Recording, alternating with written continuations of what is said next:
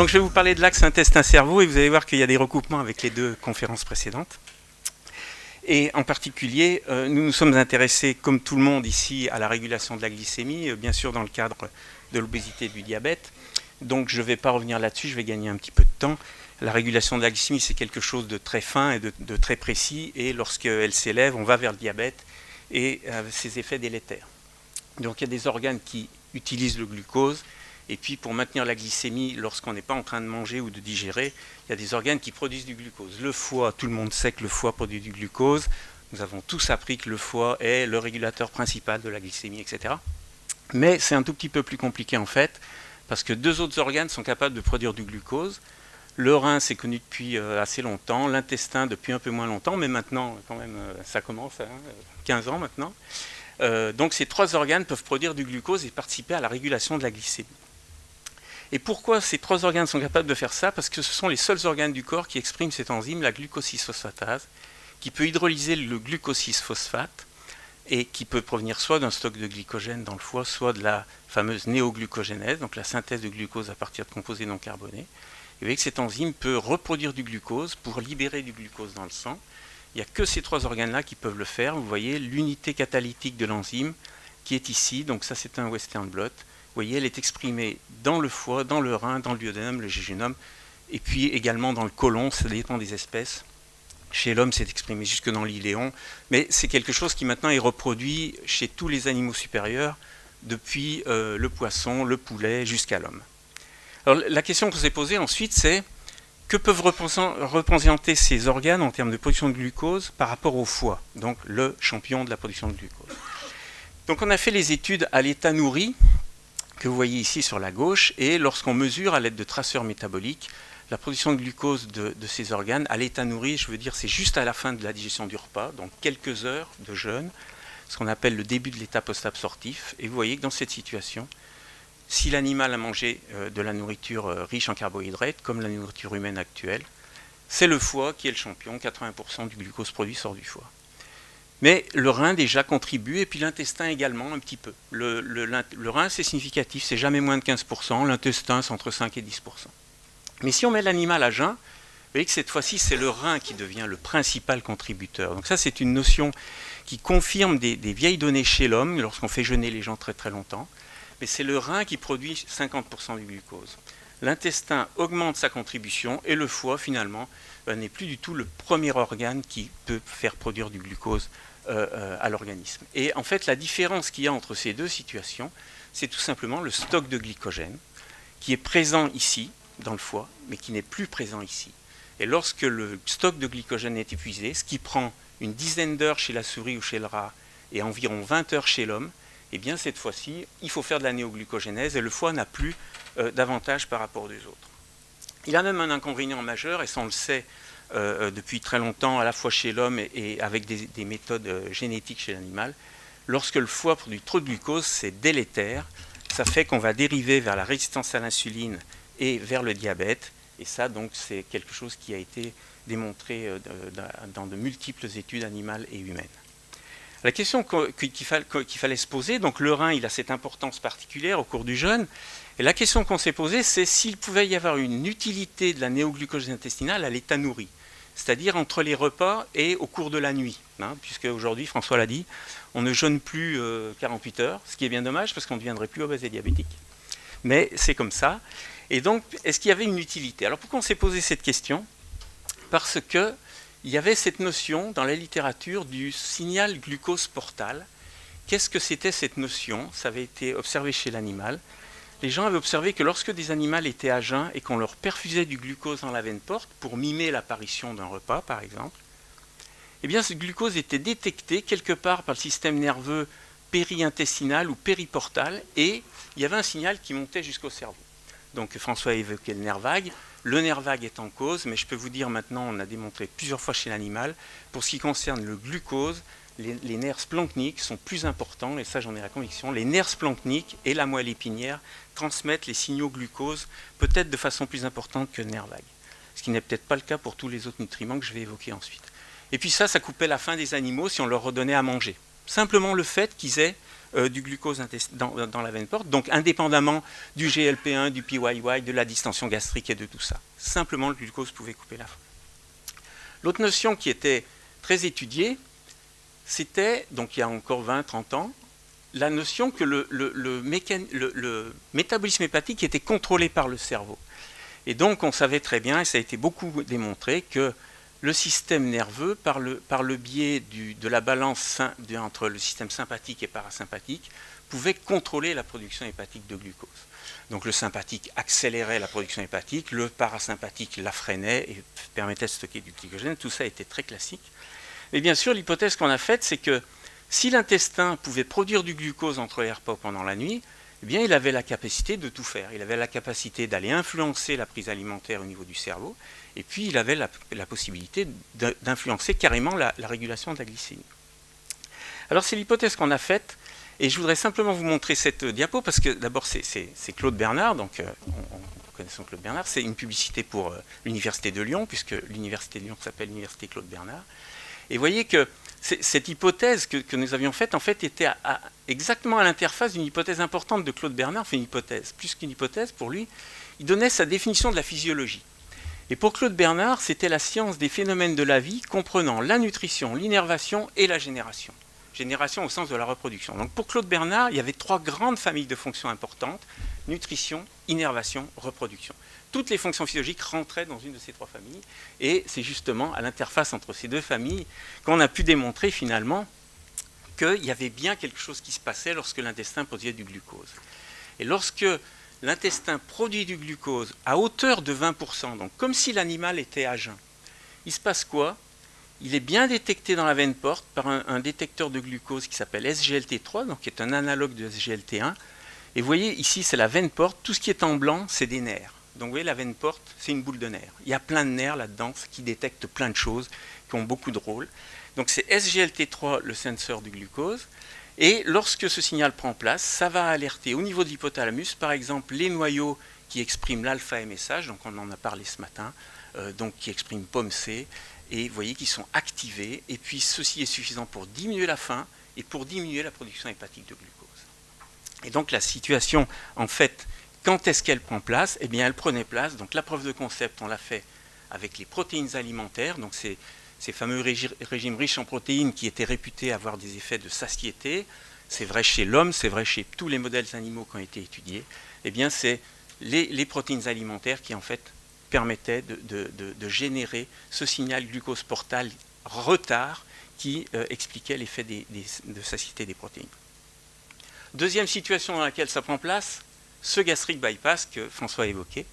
Alors, on a montré également dans cet article que ces effets coupe-faim qui se produisent après le gastric bypass, et en coordination avec l'article de Anal Surgery que tu évoquais, les selles biliaires ont un rôle très important à jouer dans ces effets coupe-faim de ce qui se passe. Mais en tout cas, ce qui se passe, c'est que la néoglucogénèse intestinale est induite dans ces situations et a un rôle très important à jouer dans ces effets coupe-faim du gastric bypass.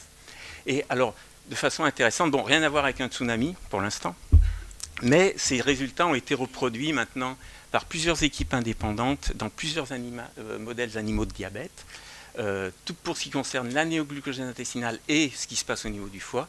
Et il y a également une étude chez l'homme qui montre que l'intestin relargue du glucose à l'état post-absorptif après un gastric bypass.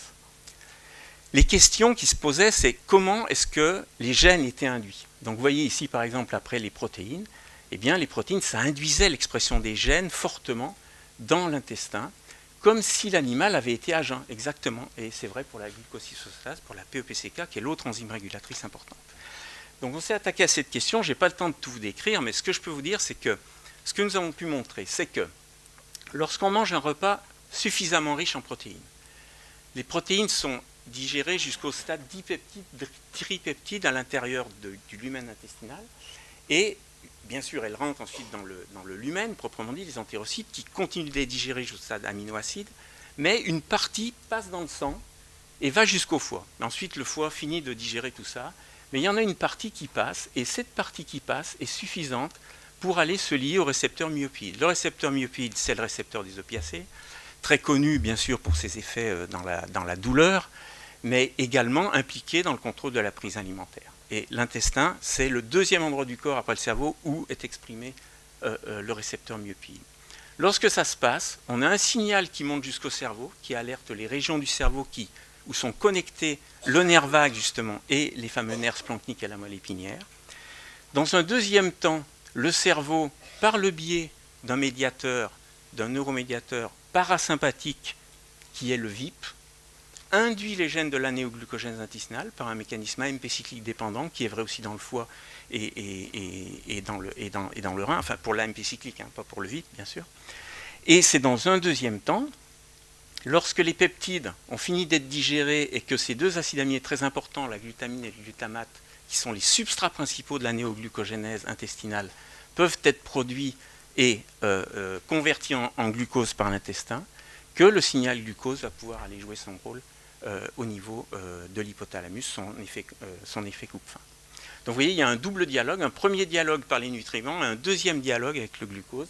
Et le temps que tout ça se met en place a permis d'expliquer pourquoi les protéines ont un effet de satiété, c'est-à-dire qu'elles agissent avec un effet retard, et pas de rassasiement, c'est-à-dire qu'elles ne coupent pas la faim pendant qu'on est en train de les absorber. L'autre question que je voudrais évoquer aujourd'hui, qui va intéresser cette fois-ci plus le microbiote, c'est est-ce que les fibres pourraient passer par ce mécanisme-là? Le fibre et les acides gras à courte chaîne. Et pourquoi on s'est posé cette question? Ces fibres alimentaires, ce sont les composants non digestibles, donc Karine l'a évoqué, non digestibles, les composants glucidiques non digestibles de la nourriture humaine, et on trouve ça principalement dans les fruits et les légumes. Et ces fibres ne peuvent pas être digérées par les enzymes de mammifères, donc elles vont continuer leur chemin jusqu'au microbiote intestinal, et ce microbiote va les fermenter, et en acides gras à courte chaîne. Bon, alors j'en ai mis 3, il y a aussi un 4 carbone, mais ici vous avez 2 carbones, 3 carbones et 4 carbones, donc le propionate et le butyrate qui ont été les plus étudiés. L'acétate a été injustement oublié, mais on est en train de s'en occuper. Et ces acides gras à courte chaîne, depuis au moins 20-25 ans, pour la petite histoire, quand j'ai commencé moi à travailler dans le domaine du glucose, c'était le buzz, tout le monde cherchait à comprendre comment ça marchait. Tout ça était bénéfique pour, en gros, le diabète et l'obésité. Aussi bien les fibres que ces acides gras à courte chaîne. Et personne ne comprenait trop bien pourquoi, mais il y a eu beaucoup d'études pour tâcher de comprendre ce que faisaient ces molécules avec le métabolisme du glucose et de l'obésité. Alors le butyrate a été très étudié. C'est un substrat fantastique pour l'intestin parce qu'il est converti totalement en énergie. Un butyrate, c'est 4 carbones. 4 carbones, c'est 2 acétylcoenzymas, mitochondries, ATP. Donc c'est vraiment un substrat qui gonfle l'entérocyte d'ATP. Alors il y a des actions trophiques bien sûr, et puis il y a des actions sur l'expression génique. Un peu plus récemment maintenant, on a pu montrer que ces deux molécules, le propionate et le butyrate, sont des ligands pour deux GPR de récepteurs, donc récepteurs GPR, qui sont en fait FFAR2 et FFAR3, donc c'est pour récepteurs des acides gras de type 2 et type 3. En fait c'est GPR41 et GPR43 dans l'ancienne nomenclature. Donc ces deux molécules peuvent se lier à ces deux récepteurs qui sont réputés avoir pas mal d'effets métaboliques, de régulation métabolique. Mais surtout le propionate également universellement décrit comme substrat de la néoglucogénèse et bien sûr néoglucogénèse hépatique, a priori hépatique.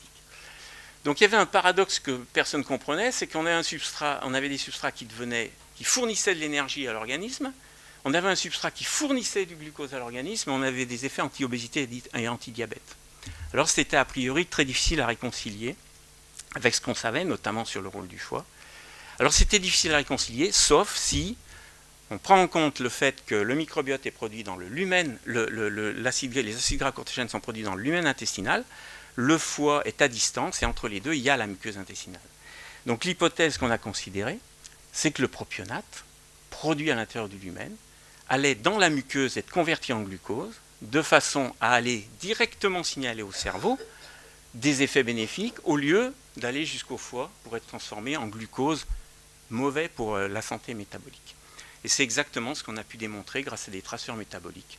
On a pu montrer notamment que le propionate s'incorporait très très bien dans le glucose au niveau intestinal. Alors ce qui avait également, qui n'était pas attendu, en tout cas par moi au départ, il y avait aussi l'induction des gènes. L'induction des gènes de la néoglucogénèse, G6-péase, PEPCK, et c'était vrai avec une nourriture enrichie en propionate, enrichie en butyrate, enrichie en fibres. Donc ça marchait dans tous les cas et ça marchait dans tout l'intestin. alors que vous savez que les acides gras courte chaîne, a priori, sont plutôt produits dans l'intestin distal. Alors comment ça marchait en fait? Donc on l'a également identifié.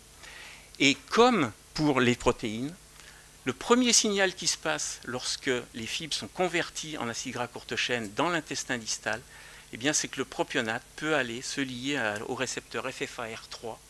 Et ce lien au récepteur FFAR3 qui est présent dans le système nerveux périintestinal et périportal, on a cette première étape de la boucle qui prend place.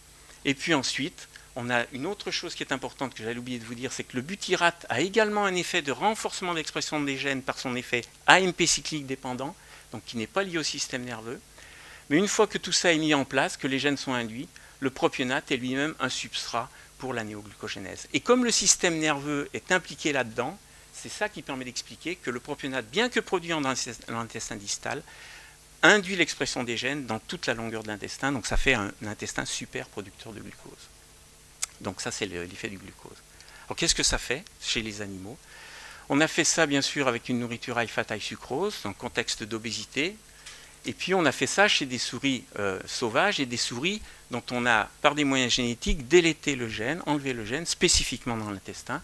Donc c'est une méthode Crelox, donc je n'ai pas le temps de vous le détailler aujourd'hui, mais c'est une méthode qui permet, vous le voyez, d'aller supprimer une partie du gène importante dans l'intestin après traitement par une molécule qui permet d'induire le système qui est le tamoxifène, alors que vous voyez que le foie et le rein sont parfaitement intacts. Donc cet animal n'a pas de problème pour gérer sa glycémie, et donc il nous permet d'étudier l'influence de la néoglucose intestinale dans les effets des fibres ou des protéines.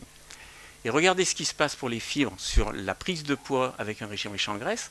Les deux courbes du bas, c'est l'animal sauvage. Vous voyez, en blanc, c'est sucre et gras. Et ici, on a ajouté des fibres. Vous voyez que l'animal chez qui on a ajouté des fibres grossit beaucoup moins, parce qu'il bénéficie du signal nerveux intestinal. Tandis que l'autre, déjà, vous voyez, high fat, high sucrose, il grossit un tout petit peu plus, c'est pas significatif.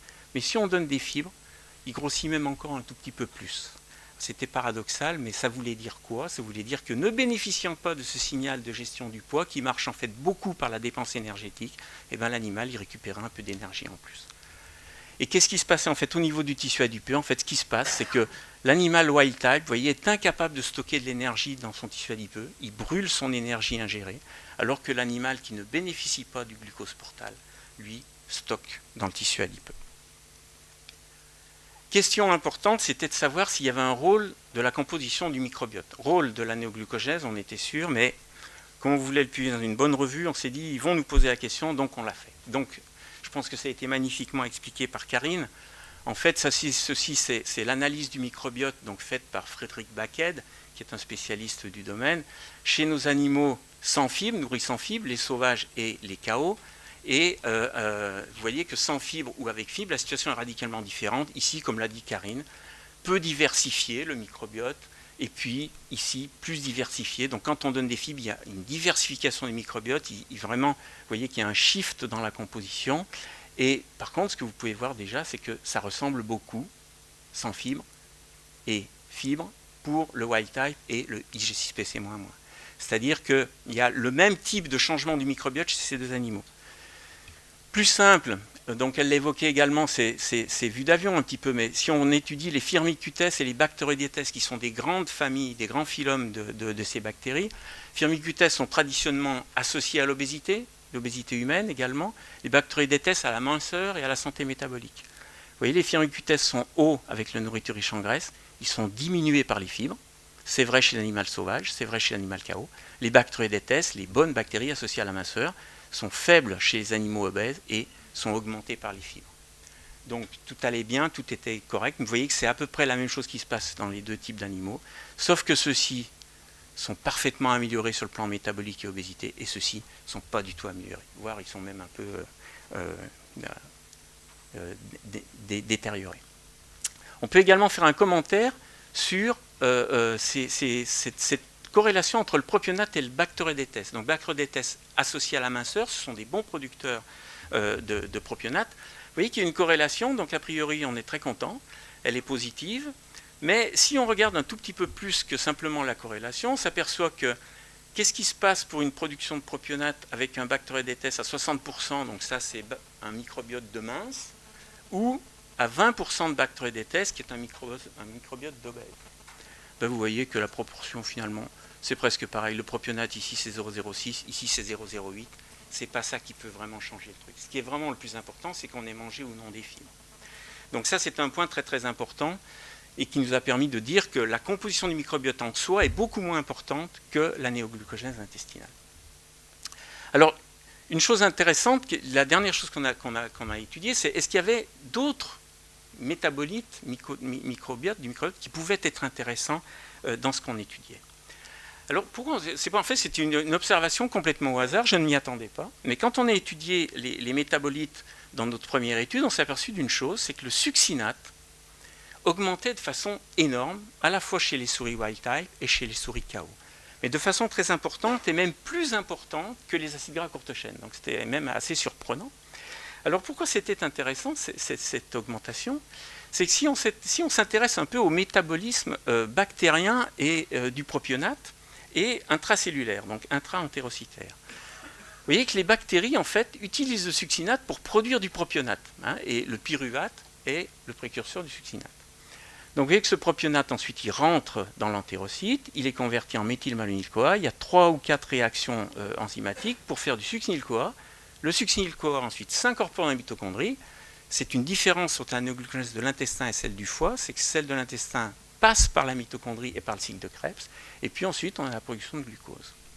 Ce qu'il y a aussi dans l'intestin, et ça on le sait, exprimé en quantité largement suffisante pour faire un succinate, c'est le transporteur de dicarboxylate. Donc le succinate peut très bien rentrer à travers le transporteur de dicarboxylate. Et donc l'hypothèse qu'on a faite, c'est que si le propionate peut aller s'incorporer dans la mitochondrie au stade du succinyl-coenzyma, vous voyez que juste en aval, il y a le succinate tout court. Donc l'idée, c'était que le succinate pouvait rentrer dans la mitochondrie, produit en quantité si importante qu'il était, et dans le cycle de Krebs, ensuite, aller suivre la voie néoglucogénique intestinale. Donc je vous passe tous les détails de la démonstration avec des traceurs que c'était bien le cas, mais vous voyez que si ensuite on étudie une diète enrichie cette fois-ci spécifiquement en succinate, que se passe-t-il? Ici, vous voyez un animal donc, qui a été nourri avec high fat, high sucrose, et vous voyez que le succinate améliore sa tolérance au glucose de façon très significative, et il améliore également sa tolérance à l'insuline. L'insuline est plus efficace pour faire baisser la glycémie. Regardez sur le poids, comme tout à l'heure, vous voyez que l'animal wild type prend moins de poids, l'animal KO prend autant de poids. Moins de poids, donc ça c'est 1 semaine, 2 semaines, 3 semaines. L'animal sauvage n'a pas pris de poids, ou très peu, alors que l'animal KO, lui, a pris du poids. Et si on étudie ce qui se passe chez la souris KO, pour la tolérance au glucose, vous voyez que l'effet sur la tolérance au glucose ou la tolérance à l'insuline a été annulé. Et donc, on a vraiment une nouvelle fois la démonstration que la néoglucogène intestinale est très importante pour médier les effets du succinate. Une chose intéressante, c'est que le succinate n'induit pas l'expression des gènes de la néoglucogénèse. C'est un effet substrat pur. Comme le butyrate a un effet gène induction pur, le propionate a les deux effets. Le succinate n'est qu'un substrat. Et si on s'intéresse un tout petit peu plus également à la modification du microbiote induite par les fibres, donc vous voyez ici, on a exprimé le rapport Firmicutes sur Bacteroidetes, donc c'est la même chose qui se passe, vous voyez, avec une augmentation des Bacteroidetes et une diminution des Firmicutes. Vous voyez que c'est la même chose chez l'animal sauvage et chez l'animal KO. Et comme il y a une classe de Bacteroidetes, je ne sais pas si c'est une classe, je mélange un petit peu, en dessous des phylums, je suis un peu perdu, Karine m'aidera sûrement s'il y a besoin, mais il y a une classe qui est très importante, c'est le produit beaucoup de succinate, c'est les Bacteroides. Donc ce qui est intéressant, c'est que vous voyez, les Bacteroides, c'est les blancs là. Et vous voyez que c'est la classe qui augmente le plus quand on a mangé des fibres. Dans toutes les familles des Bacteroides, c'est les Bacteroides qui augmentent le plus. Donc on a étudié s'il y avait une corrélation entre la proportion des Bacteroides et le succinate qui était produit. Et vous voyez qu'il y en a une, comme tout à l'heure, elle est même un tout petit peu plus importante. Mais si vous avez bien regardé, 0,02, c'est encore un animal normal. Et vous voyez qu'avec un animal normal, on peut produire tout à fait du succinate. Donc, alors que 60% c'est, je vais peut-être vous le remontrer. Vous voyez, ici on passe de 18 à 45. Et si on regarde ce qui se passe en termes de succinate, donc 18 à 45, vous voyez que les deux animaux ont la capacité de produire du succinate, et c'est la quantité de fibres qu'ils vont manger qui va déterminer qu'ils produisent du succinate. Donc tout ça est en accord avec une chose qui est également très connue dans la littérature, c'est que même si les Bacteroidetes sont des bons producteurs d'acides gras à courte chaîne, parmi les fameux Firmicutes qui sont si mauvais et augmentés chez les obèses, il y a aussi des très bons producteurs d'acides gras à courte chaîne. Donc la dernière chose que je voudrais vous montrer, c'est ce métabolisme un petit peu plus complet des fibres par le métabolisme intestinal. Donc vous voyez, là, en fait, beaucoup de types de fibres différentes produisent du pyruvate, donc sont fermentés en pyruvate, et ensuite ce pyruvate va être le précurseur du lactate, du succinate, du propionate, de l'acétate, du butyrate. Donc tout va découler en fait d'un métabolisme qui commence par le pyruvate fermenté par les bactéries. Alors si on s'intéresse un petit, vous voyez que là déjà il y a beaucoup de choses. Il y a le lactate ça dit quelque chose pour la néoglucogènèse quand même, hein. Donc il y a le pyruvate, etc. Et ce qui est intéressant, c'est que si on regarde encore une fois la vieille littérature, c'est l'avantage des chercheurs qui commencent, des chercheurs matures, comme nous sommes, pas encore toi, mais bon. C'est que si on s'intéresse au métabolisme bactérien des protéines, eh bien les protéines, c'est fermenté en pyruvate, quand ça arrive jusqu'au microbiote intestinal. C'est fermenté en lactate, en propionate et en succinate, même si je ne l'ai pas montré. Donc ça veut dire que, c'est encore au stade de l'hypothèse hein, pour l'instant, mais c'est en train d'être traité, ça veut dire que les repas hyperprotéiques, ils ont toutes les chances de fonctionner également par ce système-là, au moins partiellement, parce que quand on mange beaucoup de protéines, eh bien des protéines qui, ça on le sait depuis très longtemps, vont jusqu'au microbiote, sont fermentées par le microbiote. De toute façon, les protéines continuent d'être absorbées tout le long de l'intestin, il y a besoin de protéines tout le temps, pas seulement dans l'intestin proximal, mais distal, puisque l'intestin, ça se renouvelle en permanence. Donc il y a toutes les chances qu'il y ait une connexion également au niveau du microbiote, au niveau du métabolisme des protéines. Voilà, mes messages. Le premier, c'est que la néoglucogène intestinale est une fonction qui permet de traduire les signaux nutritionnels ingérés par l'hôte, notamment les protéines et les fibres alimentaires, en bénéfices métaboliques. Le deuxième message, c'est que la fonction du microbiote est essentielle dans ses bénéfices à travers la production d'acides gras à courte chaîne et de succinate, qui initie un dialogue neuronal avec le cerveau et ensuite l'intestin et le foie. Je dis bien, lisez bien, les mots ont un sens, comme disait un de mes maîtres. La fonction du microbiote, et dans nos expériences, et pour ce qui concerne les fibres, pas la composition du microbiote. Un microbiote représentatif du phénotype obèse possède la capacité de produire des acides gras à courte chaîne à partir des fibres. Donc ça, c'est la bonne nouvelle pour vous si vous traitez des obèses et même morbides, qui ont un très très mauvais microbiote. C'est que dès le premier repas, avec des fibres, ils vont pouvoir transformer les signaux en signaux bénéfiques. Et s'ils continuent, bien sûr, en quelques, alors je ne sais pas, peut-être quelques, à mon avis c'est un repas ou deux, ils vont acquérir en plus le bon microbiote qui sera encore plus efficace pour convertir ces fibres en métabolites importants. Dernier message, je me permets juste d'insister un peu, c'est que le succinate, donc c'est un métabolite qui était préalablement totalement insoupçonné à avoir des effets bénéfiques, et ce métabolite initie des effets bénéfiques à travers la néoglucogèse intestinale. Alors je dis pourquoi c'est un point important, c'est que le dogme dans le métabolisme tel qu'on l'a tous appris, c'est que le succinate c'est un métabolite intermédiaire, vous l'avez vu, hein. Et un métabolite intermédiaire, ça ne peut jamais être un métabolite de signalisation. Il sert à faire tourner les carbones. La situation là, pour ce qui concerne le microbiote et l'intestin, c'est différent, parce qu'on a un compartiment qui est en dehors du métabolisme de l'hôte, et où le succinate va augmenter de façon très importante. Et ce augmentant de façon très importante, là, il n'est pas un métabolite intermédiaire pour l'hôte, il va pouvoir se déverser dans le métabolite intestinal de façon à générer les signaux bénéfiques à la santé. Voilà, c'est mon équipe, c'est eux qui ont fait le travail, donc je voudrais saisir l'occasion, puisque nous sommes sous le patronage de l'Avisan, de remercier pas seulement l'INSERM, mais également le CNRS, parce que aussi bien Fabienne Rajas que moi-même, nous sommes chercheurs du CNRS. Il faut remercier également l'INRA, qui paye le salaire de Amandine Gauthier-Stein. Et puis, il y a ici, là, des personnels INSERM, donc, qui sont notamment les techniciens INSERM. Donc, tout le monde contribue à ces travaux d'une certaine façon. Donc, merci l'Avisan. Donc, c'est l'unité INSERM 1213, nutrition, diabète et cerveau. Je ne vais pas manquer l'occasion de remercier mes complices parisiens, Christophe Magnan et Fabrizio Andrelli. J'ai oublié de dire que l'étude sur le gastric bypass avait été initiée par Fabrizio Andrelli. C'est lui qui avait commencé les études et qui est venu me voir un jour en disant « J'y comprends rien, est-ce que tu peux m'aider ?» Peut-être que c'est ce truc-là. Et donc, pour la petite histoire, c'est lui qui avait tout commencé. Mes collègues suédois, et puis les organismes, bien sûr, qui nous financent, et finalement, vous, bien sûr, pour votre attention.